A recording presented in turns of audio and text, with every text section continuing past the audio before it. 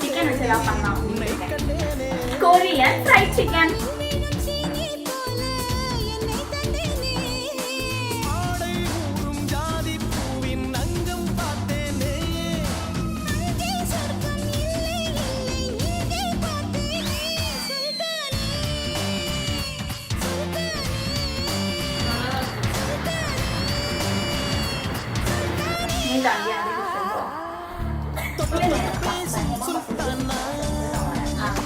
செய்யலாமா?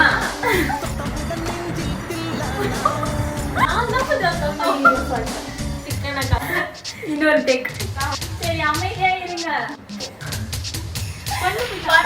காரமா தான் இங்க சாப்பிடுறேன்.